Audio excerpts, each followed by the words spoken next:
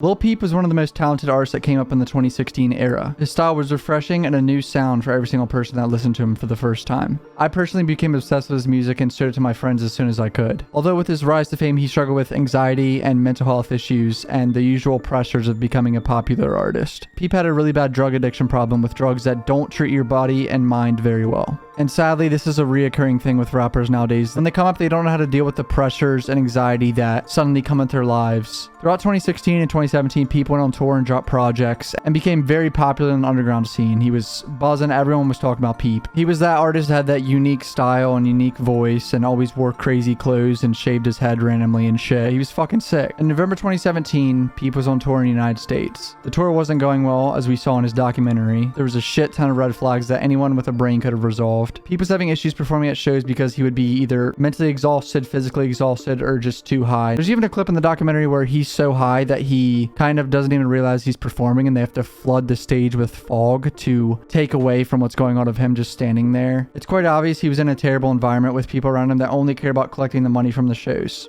On November 15th, 2017, Lil Peep passed away in Tucson, Arizona at the age of 21. He died from a drug overdose on his bus. Peep was alone on the bus and no one checked on him for over 3 hours. Yes, you heard me correctly. A known drug user who's going through mental problems wasn't checked on for over 3 hours during the daytime. His driver and tour manager thought he was napping on the bus. Every single Peep fan, including me, was absolutely heartbroken. It genuinely did not feel real the first few days he was gone. I remember going out to eat that night and I was genuinely depressed. I didn't know how to react to this. He was my favorite artist at the time. There's a lot of deeper conspiracies about Peep's friend group and the person who gave him the drugs and all that type of bullshit, but I'm not going to go into that right now. Peep's autopsy ruled that his death was an accident caused by the combination of fentanyl and Xanax. The toxicology report found extremely high levels of both substances in Peep's system, along with cocaine, marijuana, and a slew of opiates. I also found out that Peep signed for $35,000 advance and a $300,000 budget. That's probably the worst advance I've ever heard for an artist of his size at that time. I know he had like over 700,000 followers when he died. I honestly thought he would sign for maybe $200,000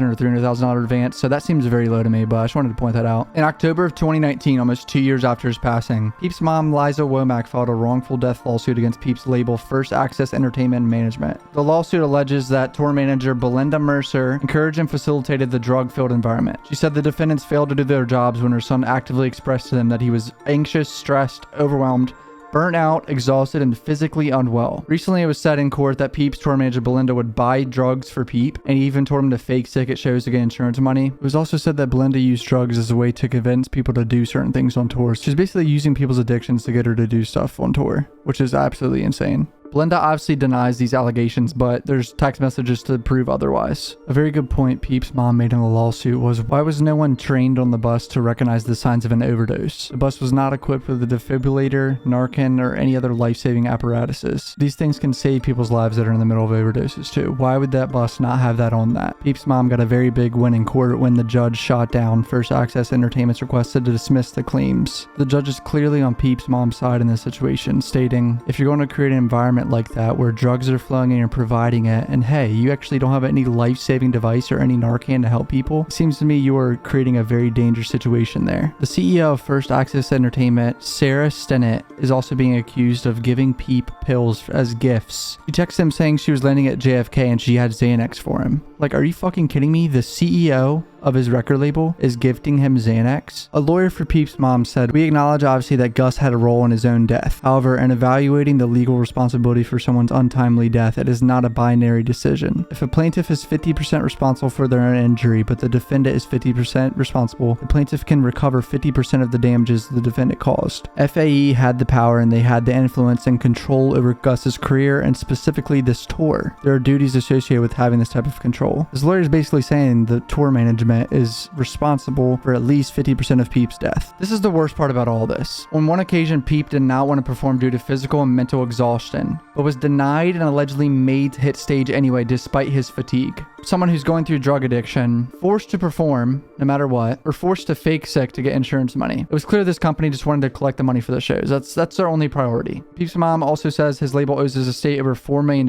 in earnings made from Peep's music. Especially me finding out that they signed him for $35,000, this is the most baffling part. They owe the person $4 million in royalties. They only had to dish out a $35,000 advance and $300,000 in budget, and they're bitching about giving him his royalties. Think about that.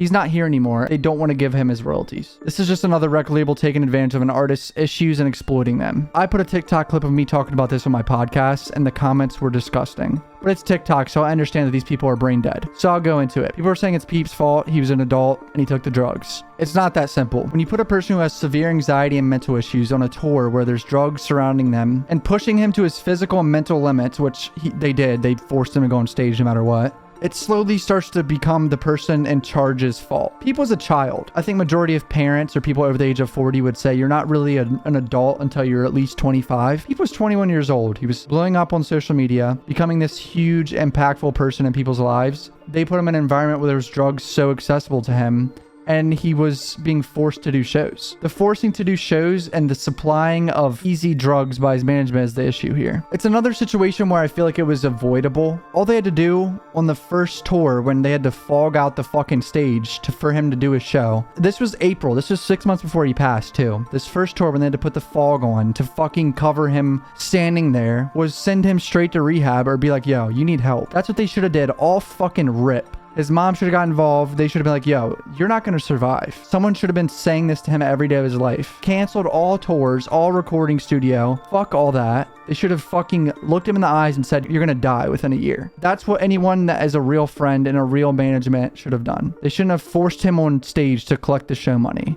The trial for this lawsuit is in March 2023, so we have like a fucking year until we see what happens with this. I fucking love every single one of you guys. Podcast channel, gaming channel. Peace out, boys.